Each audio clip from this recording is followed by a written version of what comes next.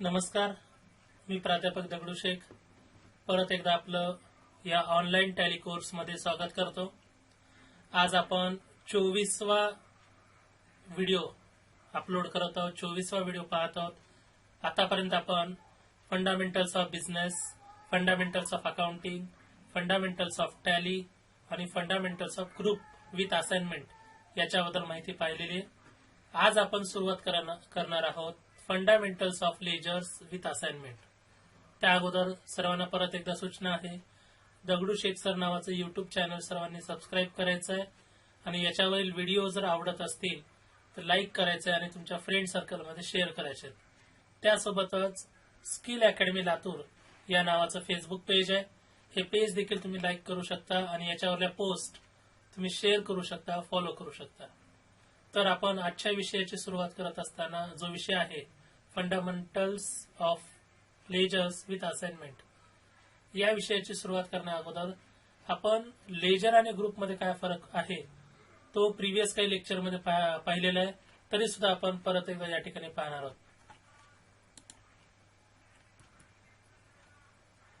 Ledger आणि ग्रुपमध्ये आपण फरक पाहिलेला आहे।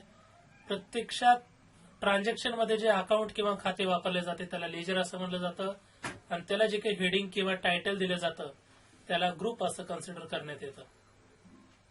For example salary, commission, building, capital, loan हे लेजर आहेत, तर एक्सपेन्सेस, इन्कम, असेट आणि लायबिलिटी हे त्याचे ग्रुप आहेत। सॅलरी लेजरचा वापर केल्याशिवाय ट्रान्झॅक्शन पूर्ण होत नाही आणि ग्रुपचा वापर केल्याशिवाय टॅलीमध्ये कोणताही रिपोर्ट तयार होऊ शकत नाही।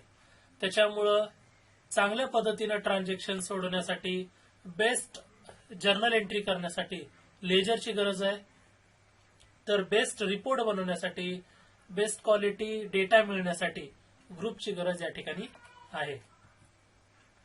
त्यानंतर टॅलीमध्ये 4 नेचर ऑफ ग्रुप आहेत म्हणून सांगितलं होतं। कोणते आहेत तर पहिला आहे एक्सपेन्सेस। एक्सपेन्सेस मध्ये 3 सब टाइप आहेत, purchases, direct expenses, indirect expenses. दुसरा नेचर ऑफ ग्रुप आहे इन्कम। इन्कम मध्ये 3 सब टाइप आहेत, sales, direct income, indirect income. तिसरा नेचर ऑफ ग्रुप आहे लायबिलिटी। लायबिलिटी मध्ये 12 सब टाइप आहेत, पहिलं कॅपिटल अकाउंट, दुसरं reserve and surplus, third suspense account, branch and divisions, current liability, duties and taxes, provisions, sundry creditors, loans liability, secured loan, unsecured loan आणि bank OD. त्यानंतर चौथा nature of group आहे asset. Asset मध्ये परत 10 sub type आहेत, fix asset, investment, miscellaneous expenses asset, current asset, cash in hand, bank account, sundry debtors, stock in hand, deposit asset and loans and advances asset. आणि याची detail meaning आपण पाहिलेली आहे। त्यासोबतच total nature of group आपण पाहिलेले आहेत 4, expense, income, asset, liability. या 4 नेचर ऑफ ग्रुपचे सब टाइप पाहिलेले आहेत। एक्सपेन्सेस मध्ये 3 सब टाइप आहेत, इन्कम मध्ये 3 सब टाइप आहेत, लायबिलिटी साइडला 12 सब टाइप आहेत आणि असेट साइडला 10 सब टाइप आहेत। त्यासोबतच टॅलीमध्ये 2 प्रकारे कशा पद्धतीने डिवायडेशन झालेले आहे ते सुद्धा पाहिलेलं आहे। टॅलीमध्ये टोटल ग्रुप किंवा प्री डिफाइन्ड ग्रुप 28 आहेत, त्या 28 पैकी 15 ग्रुपला त्या ठिकाणी प्रायमरी ग्रुप असं कन्सिडर करण्यात येतं, 13 ग्रुपला सब ग्रुप असं कन्सिडर करण्यात येतं। दोघातला फरकही पाहिलेला आहे। ज्यांना एक्सपेन्स, इन्कम, असेट, लायबिलिटी या 4 नेचर ऑफ ग्रुप पैकी एक हेडिंग आहे अशा सर्व ग्रुपना प्रायमरी ग्रुप असं म्हणलं जातं, तर ज्यांना या 15 पैकी एक हेडिंग आहे अशा सर्व ग्रुपना सब ग्रुप असं म्हणलं जातं। तर टॅलीमध्ये 15 प्रायमरी ग्रुप आहेत आणि 13 सब ग्रुप आहेत। यासोबतच एखाद्या व्यापाऱ्याला किंवा बिझनेसमॅनला हे 15 प्रायमरी ग्रुप सोडून नवीन प्रायमरी ग्रुप जर तयार करायचा असेल ते देखील टॅलीमध्ये तयार करता येतो, किंवा हे 13 सब ग्रुप सोडून नवीन ग्रुप देखील सब ग्रुप बनवायचा असेल तर नवीन सब ग्रुप देखील त्या ठिकाणी तयार करता येतो। हेच टॅलीचं मेन वैशिष्ट्य आहे। परंतु मी वारंवार सूचना दिल्याप्रमाणे सहसा मॅक्झिमम बिझनेसमॅनला टॅलीमध्ये ग्रुप बनवण्याची गरज पडत नाही, कारण की टॅलीनं ऑलरेडी 28 ग्रुप बनवून दिलेले आहेत 15 प्रायमरी ग्रुप तयार करून दिलेले आहेत, 13 सब ग्रुप तयार करून दिलेले आहेत. मॅक्झिमम बिझनेसमॅनचं काम याच्यावरच चालतं. परंतु काही मोठ्या व्यावसायिकांना जर ऍडिशनल प्रायमरी ग्रुप किंवा सब ग्रुपची जर गरज असेल तर ते सुद्धा टॅली या सॉफ्टवेअरचा वापर करून बनवता येतं. आज आपण पाहणार आहोत लेजर्स. कारण की प्रॅक्टिकल ट्रान्झॅक्शन मध्ये, प्रॅक्टिकल व्यवसायामध्ये ट्रान्झॅक्शन सोडवत असताना आपण लेजरचा वापर करतो. त्यामुळे आपण लेजर बद्दल डिटेलमध्ये इन्फॉर्मेशन आजच्या या लेक्चरमध्ये पाहणार आहोत. कारण की आपण डेली ट्रान्झॅक्शन सोडवणार आहोत आणि ट्रान्झॅक्शन सोडवण्याची साठी लेजरची गरज आहे. त्यामुळे आपण या ठिकाणी लेजर्स तयार करणार आहोत. तर रिपोर्टिंग करत असताना आपण फायनल अकाउंट बनवतो आणि फायनल अकाउंट बनवत असताना पहिलं अकाउंट जे तयार केलं जातं त्याला ट्रेडिंग अकाउंट असं म्हणलं जातं. आणि या ट्रेडिंग अकाउंटमध्ये 4 प्रकारचे ग्रुप अस्तित्वात आहेत. पहिला ग्रुप आहे परचेस अकाउंट, दुसरा ग्रुप आहे सेल्स अकाउंट, तिसरा ग्रुप आहे डायरेक्ट एक्सपेन्सेस आणि चौथा ग्रुप आहे डायरेक्ट इन्कम. 28 ग्रुप पैकी 4 ग्रुप हे ट्रेडिंग अकाउंट मध्ये आलेले आहेत आणि हे 4ही प्रायमरी ग्रुप आहेत. 4ही प्रायमरी ग्रुप कशामुळं? कारण की याच्यामधील परचेस आणि डायरेक्ट एक्सपेन्सेस हे एक्सपेन्सेस या हेडिंग खाली येतात म्हणून प्रायमरी आहेत आणि सेल्स आणि डायरेक्ट इन्कम हे इन्कम या हेडिंग खाली येतात म्हणून हे 4ही ग्रुप हे प्रायमरी ग्रुप आहेत. तर याचा अर्थ आपण समजून घेणार आहोत. मॅक्झिमम बिझनेसमध्ये आपल्याला परचेस अकाउंट बनवणं कंपल्सरी असतं. आज जीएसटी आपल्या देशामध्ये आलेलं आहे. जीएसटी नुसार काही प्रोडक्टवर 5% टॅक्स लागतो, काही प्रोडक्टवर 12% टॅक्स लागतो, काही प्रोडक्टवर 18% टॅक्स लागतो किंवा काही प्रोडक्टवर 28% टॅक्स लागतो. तर टॅलीमध्ये आपल्याला ग्रुप तयार करावे लागत नाहीत. तर टॅलीमध्ये आपल्याला हे लेजर तयार करावे लागतात. काही जण फक्त परचेस अकाउंट टाईप करतात आणि याच्यावरून ट्रान्झॅक्शन सोडवतात. तर काही व्यापारी त्यांच्या व्यवसायामध्ये जसा टॅक्स आहे त्या टॅक्सच्या नावाचं देखील लेजर तयार करू शकतात. फॉर एक्झाम्पल, मी ज्या वस्तूचा व्यवसाय करतोय त्या वस्तूवर 5% टॅक्स आहे तर मी लेजर असेही बनवू शकतो परचेस @5%. हे देखील बरोबर आहे. किंवा मी फक्त परचेस अकाउंट असंही टाईप करू शकतो. हे दोन्हीपैकी कोणतं जरी लेजर टाईप केलं किंवा तुम्ही टॅलीमध्ये तयार केलं तरी देखील टॅलीमध्ये जीएसटीचं किंवा सगळी अकाउंटिंग व्यवस्थित करता येते. त्याच्यामुळं तुम्ही फक्त परचेस अकाउंट जरी टाईप केलं तरी बरोबर आहे आणि परचेस @5% जरी टाईप केलं तरी बरोबर आहे. तर प्रत्यक्षात टॅलीमध्ये आपण हे लेजर बनवतो आणि ह्या लेजरला जी हेडिंग दिली जाते त्याला या ठिकाणी ग्रुप असं म्हणलं जातं. तर परचेस @5% असं कोणत्याही प्रकारचं जर लेजर आपण बनवलं तर त्याला टॅलीमध्ये ग्रुप दिला जातो परचेस अकाउंट आणि परचेस अकाउंटचं बॅलन्स डेबिट असतं. लक्षात ठेवा, कुठल्याही एक्सपेन्सेस आणि असेटचं बॅलन्स हे डेबिट असतं. तर परचेस हे एक्सपेन्सेस या हेडिंग खाली येतं म्हणून परचेसचं बॅलन्स काय असतं? डेबिट असतं.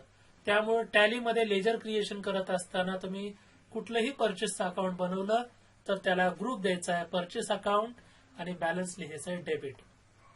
परंतु तिथे एक अपवाद आहे, purchase return account. Purchase return मध्ये खरेदी केलेल्या वस्तू आपण परत केलेल्या आहेत तर परचेस रिटर्न अकाउंटला देखील ग्रुप दिला जातो परचेस अकाउंट. परंतु परचेस रिटर्नचं बॅलन्स काय असतं? क्रेडिट असतं. हा फक्त एक अपवाद आहे या ग्रुपमध्ये.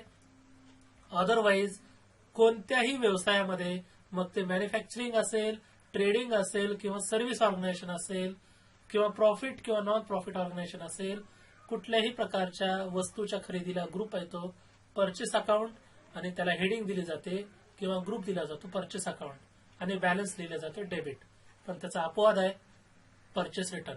परचेस रिटर्नला देखील ग्रुप येतो परचेस अकाउंट आणि परचेस रिटर्नचं बॅलन्स असतं क्रेडिट. हा झाला पहिला ग्रुप. त्याच्यामुळं आणि लक्षात ठेवा, एक्सपेन्सेस आणि इन्कमचं ओपनिंग बॅलन्स नसतं. आपण इथं प्रॅक्टिस म्हणून ओपनिंग बॅलन्स घेणार आहोत. त्यामुळं आपल्याला टॅलीमध्ये काम करत असताना फक्त हे लेजर अकाउंट बनवायची गरज आहे. याचं ओपनिंग बॅलन्स टाकायची गरज टॅलीमध्ये नसते. कारण की टॅलीमध्ये फक्त असेट आणि लायबिलिटीचं ओपनिंग बॅलन्स असतं किंवा क्लोजिंग बॅलन्स असतं. एक्सपेन्सेसचं त्या ठिकाणी ओपनिंग बॅलन्स त्या ठिकाणी कधीही तयार होत नाही. तर कुठल्याही प्रकारच्या परचेसला ग्रुप द्यायचा परचेस अकाउंट डेबिट बॅलन्स आणि परचेस रिटर्नला ग्रुप द्यायचा परचेस अकाउंट बॅलन्स क्रेडिट. त्यानंतर पुढचं लेजर जे प्रत्येक व्यवसायामध्ये कंटिन्यू वापरलं जातं ते म्हणजे सेल्स अकाउंट. कुठल्याही प्रकारचं sales account, sales at the rate 5%, sales at the rate 12%, sales at the rate 18% किंवा सेल्स ऍट द रेट 28%, कुठल्याही प्रकारचं सेल्स अकाउंट त्याला टॅलीमध्ये ग्रुप दिला जातो सेल्स अकाउंट आणि बॅलन्स लिहिलं जातं क्रेडिट. सेल्सचं बॅलन्स क्रेडिट लिहिलं जातं कारण की सेल्स हे व्यवसायाचं एक प्रकारचं इन्कम आहे आणि अकाउंटिंग मध्ये एक्सपेन्सेस आणि असेटचं बॅलन्स डेबिट असतं आणि इन्कम आणि लायबिलिटीचं बॅलन्स क्रेडिट असतं. सेल्स या ठिकाणी व्यवसायाचं उत्पन्न आहे, इन्कम आहे, म्हणून या ठिकाणी बॅलन्स क्रेडिट असतं. एखादा व्यापारी तो जो कोणती वस्तू सेल करत आहे फक्त सेल्स अकाउंट जरी टाईप केलं तरी अकाउंटिंग बरोबर करता येऊ शकते किंवा त्याची एखादी वस्तू त्याच्यावर 5% टॅक्स लागत असेल तर सेल्स ऍट द रेट 5% असं जरी लेजर बनवलं तरी सुद्धा अकाउंटिंग बरोबर आहे किंवा फक्त सेल्स अकाउंट असं जरी बनवलं तरी बरोबर आहे. Depend on that businessman. त्या व्यापाऱ्याने ठरवायचं आहे की मला जर फक्त सेल्स अकाउंट लक्षात येत आहे तर फक्त ते सेल्स अकाउंट या ठिकाणी बनवू शकतात आणि त्याला ग्रुप सेल्स अकाउंट देऊ शकतात. परंतु त्या व्यापाऱ्याकडे 5%चे वेगळे प्रोडक्ट आहेत, 12% जीएसटी असलेले वेगळे प्रोडक्ट आहेत, तर अशा वेळेस त्या व्यापाऱ्याला जर असं वाटत असेल की कन्फ्युजन होऊ नये म्हणून तो व्यापारी त्या ठिकाणी सेल्स ऍट द रेट 5% असं वेगळं लेजर तयार करू शकतो आणि सेल्स ऍट द रेट 12% असं लेजर त्या ठिकाणी तयार करू शकतो. किंवा कॉमनली फक्त दोन्हीसाठी सेल्स अकाउंट जरी ठेवलं तरी सुद्धा अकाउंटिंग करणं आपल्याला सोपं जाईल. तर फक्त सेल्स अकाउंट वापरून कशी अकाउंटिंग करायची किंवा दोन्ही sales at the rate 5%, sales at the rate 12% दोन्ही अकाउंट वापरून अकाउंटिंग कशी करायची स्टेप बाय स्टेप आपण पुढे प्रॅक्टिकलमध्ये पाहणार आहोत. तर ऑल टाइप्स ऑफ सेल्स लक्षात ठेवा. टॅलीमध्ये लेजर तयार करायचे ग्रुप ऑलरेडी तयार आहे ते बाय डिफॉल्ट टॅलीनं तयार करून दिलेले आहेत. आपल्याला हे बनवायचं आहे. तर हे बनवत असताना सेल्सला ग्रुप सेल्स येतो बॅलन्स क्रेडिट. इथं एक अपवाद आहे, सेल्स रिटर्नला देखील ग्रुप येतो सेल्स अकाउंट, पण सेल्स रिटर्नचं बॅलन्स काय असतं डेबिट असतं कारण की सेल्स केलेला माल परत आलेला आहे. तर ऑल टाइप्स ऑफ सेल्सला ग्रुप द्यायचा सेल्स अकाउंट बॅलन्स क्रेडिट. तर सेल्स रिटर्नला त्या ठिकाणी ग्रुप येतो सेल्स अकाउंट, त्याचं बॅलन्स असतं डेबिट. त्यानंतर तिसरा ग्रुप आहे डायरेक्ट एक्सपेन्सेस आणि त्याचं बॅलन्स असतं डेबिट. डायरेक्ट एक्सपेन्स एक प्रकारचा एक्सपेन्स आहे आणि हा सुद्धा प्रायमरी ग्रुप आहे. प्रायमरी ग्रुप का आहे कारण की हा एक्सपेन्सेस या हेडिंग खाली येतो. याचं नेचर ऑफ ग्रुप एक्सपेन्सेस आहे म्हणून डायरेक्ट एक्सपेन्सेस सुद्धा प्रायमरी ग्रुप आहे. तर डायरेक्ट एक्सपेन्सेसचं मिनिंग तुम्हाला मी सांगितलं होतं, expenses on production of goods or additional charges on purchase. वस्तूचं उत्पादन करत असताना जो एक्स्ट्रा खर्च झालेला आहे त्याला डायरेक्ट एक्सपेन्सेस असं म्हणलं जातं किंवा वस्तूची खरेदी करत असताना जो ऍडिशनल खर्च झालेला आहे त्याला डायरेक्ट एक्सपेन्सेस असं म्हणलं जातं. फॉर एक्झाम्पल माझ्याकडं एखादा पेनचा कारखाना आहे. पेनचं रॉ मटेरियल समजा 10 रुपयाला पेन भेटत आहे मार्केटमध्ये, पेनचं रॉ मटेरियल 2-3 रुपयाला मिळत आहे आणि त्याच्यावर labour charges, electricity charges, fuel charges असा एक्स्ट्रा खर्च 2-3 रुपये होतोय. म्हणजे 3 रुपयाचं रॉ मटेरियल आणि 3 रुपयाचा ऍडिशनल खर्च. तो जो ऍडिशनल खर्च झालेला आहे त्याला टॅलीमध्ये डायरेक्ट एक्सपेन्सेस असं म्हणलं जातं. म्हणजे डायरेक्ट एक्सपेन्सेस म्हणजे काय, एक्सपेन्सेस ऑन प्रोडक्शन. प्रोडक्शनवर जो रॉ मटेरियल सोडून जो ऍडिशनल खर्च, कारण की जे रॉ मटेरियल खरेदी करण्यात आलेलं आहे त्याला आपण परचेस असं म्हणतो, परंतु रॉ मटेरियल सोडून जे एक्स्ट्रा खर्च झालेला आहे त्याला डायरेक्ट एक्सपेन्सेस असं म्हणलं जातं.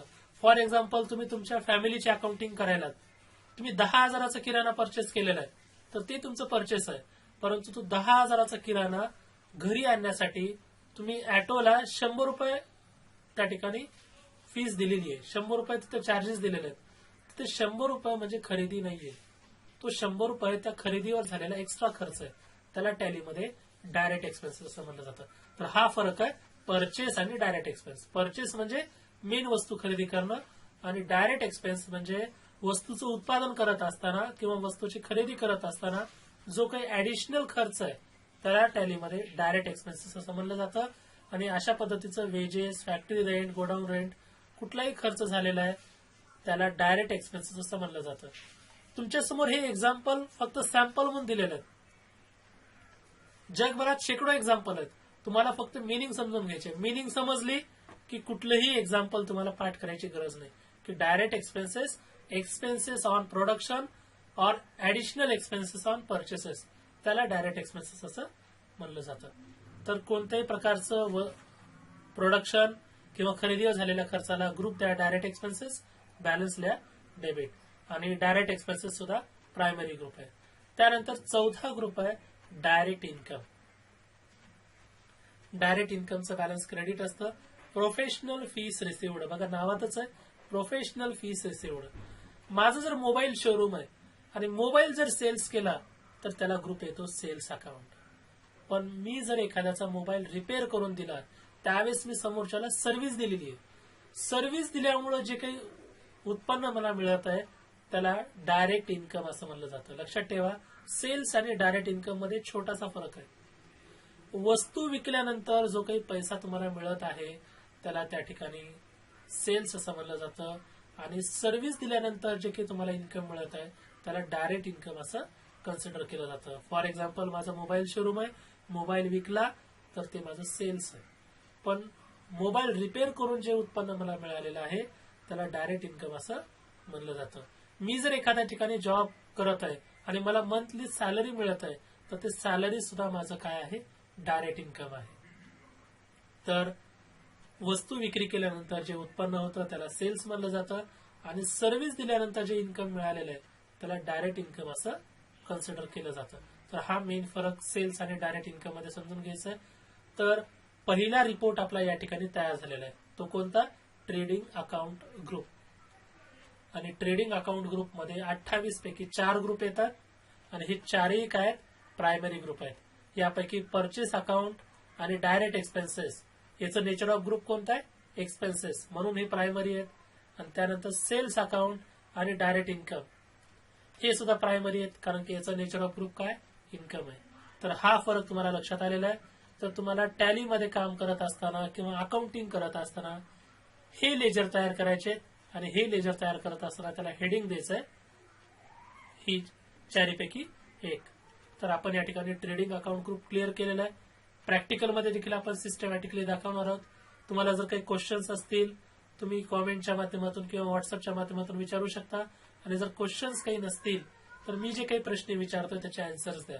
लक्षात ठेवा, मी प्रश्न देखील असेच विचारतोय की जे तुम्हाला येणाऱ्या काळात जर तुम्ही कुठे इंटरव्ह्यूला गेलात, तुम्ही स्टुडंट आहात आणि अकाउंटंट म्हणून कुठेतरी इंटरव्ह्यूला जाणार आहात, त्या ठिकाणी जे काही वेगवेगळे प्रश्न विचारण्यात येणार आहेत तेच प्रश्न मी या ठिकाणी विचारत आहे. आणि तुम्ही जर व्यापारी आहात तर तुमच्याकडे कुणीतरी इंटरव्ह्यूला आलेला आहे आणि त्याला कोणते प्रश्न विचारायचे, म्हणजे दोघांची इथं प्रिपरेशन होत आहे. स्टुडंट असताल तर इंटरव्ह्यूची तयारी होत आहे आणि जर व्यापारी असताल तर इंटरव्ह्यू कसा घ्यायचा याचं प्रिपरेशन या ठिकाणी होत आहे. तर या ठिकाणी काय प्रश्न येतील? ट्रेडिंग अकाउंटमध्ये किती ग्रुप आहेत? 4 प्रायमरी आहेत, तर 4ही प्रायमरी ग्रुप आहेत. एक्सपेन्सेस या हेडिंग खाली किती ग्रुप आहेत? 2 परचेस आणि डायरेक्ट एक्सपेन्सेस. इन्कम या हेडिंग खाली किती ग्रुप आहेत? 2 सेल्स आणि डायरेक्ट इन्कम. मग त्याचे एक्झाम्पल्स कोणते आहेत? तर हे एक्झाम्पल्स आपल्याला सांगता आलं पाहिजेत. डेबिट बॅलन्स कुणाचं असतं? क्रेडिट बॅलन्स कुणाचं असतं? तर परचेसचं बॅलन्स डेबिट असतं, डायरेक्ट एक्सपेन्सेसचं बॅलन्स डेबिट असतं, सेल्स आणि डायरेक्ट इन्कमचं बॅलन्स क्रेडिट असतं. याला अपवाद 2 आहेत. परचेस रिटर्नचा ग्रुप परचेस येतो परंतु बॅलन्स क्रेडिट असतो. आणि दुसरा अपवाद सेल्स रिटर्नचा ग्रुप सेल्स असतो परंतु त्याचं बॅलन्स काय असतं? डेबिट असतं. तर हे सिस्टमॅटिकली आपण समजून सांगितलेलं आहे. एक पॉइंट टू पॉइंट लक्ष देऊन ऐका. डाऊट असतील तर विचारा, डाऊट नसतील तर तुम्ही मला त्या ठिकाणी आन्सर्स द्या. पुढील स्लाइडमध्ये आपण पाहणार आहोत profit and loss account group. As a accountant म्हणून सीएला किंवा अकाउंटंटला जो सेकंड रिपोर्ट तयार करावा लागतो त्याला म्हणलं जातं प्रॉफिट अँड लॉस अकाउंट. पहिला रिपोर्ट आपण तयार केलेला आहे फायनल अकाउंट तयार करताना ट्रेडिंग अकाउंट.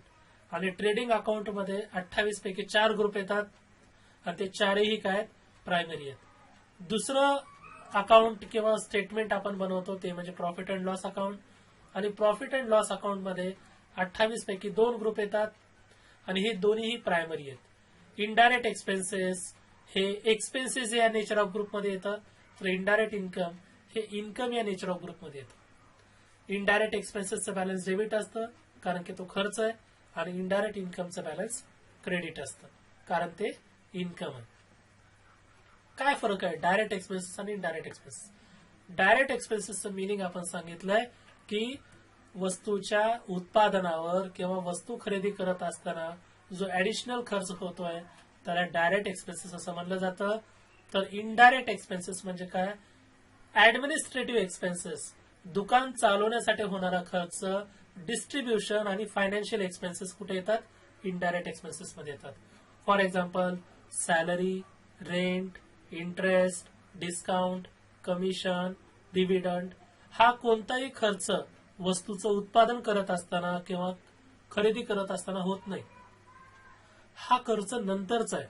वस्तू खरेदी केल्यानंतर पुढची जी ऍडमिनिस्ट्रेटिव्ह कामं केली जातात, वस्तू खरेदी केल्यानंतर जे ऍडमिनिस्ट्रेशन करावं लागतं, ऍडमिनिस्ट्रेशन केल्यानंतर मंथली सॅलरी द्यावी लागते, मंथली रेंट द्यावं लागतं, जर लोन वगैरे घेतलं असेल तर इंटरेस्ट द्यावा लागतो, किंवा डिस्काउंट, कमिशन, डिव्हिडंड, वस्तू विकण्यासाठी ऍडव्हर्टायझिंग करावी लागते, मंथली ऑफिसचं किंवा फॅक्टरीचं रेंट द्यावं लागतं, दुकानाला होणारा स्टेशनरीचा खर्च, टेलिफोनचा खर्च, bank charges, postage and telegram, repairs, bad debts, depreciation या सगळ्या खर्चांना इनडायरेक्ट एक्सपेन्सेस असं म्हटलं जातं कारण की इथं कुठंच फरक वस्तूच्या खरेदीवर पडत नाही.